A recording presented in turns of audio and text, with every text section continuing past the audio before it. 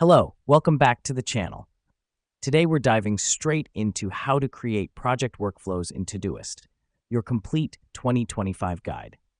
Our first step is to create a new project in Todoist. To do this, click on the plus sign next to Projects on the left-hand side of your screen. This is where you'll name and color code your project for easy identification. Now, why is this important? Well, projects are the backbone of your workflow in Todoist. They help to categorize your tasks and keep your work organized. Next up, we're going to add tasks to our project. Click on your project, then click on Add Task. Type in your task and press Enter to save it. The reason we do this is because tasks are the core details of your project.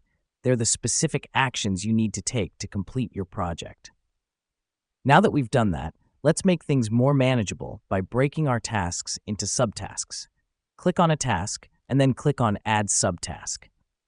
This helps us because breaking tasks into smaller, more manageable parts makes it easier to tackle a big project.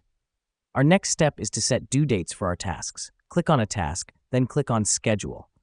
Here, you can set a due date for the task. This step is important because due dates keep us accountable and help ensure that the project stays on track. Finally, let's assign these tasks. Click on a task, then click Assign To. Here you can assign the task to a team member. Assigning tasks is crucial when you're working in a team.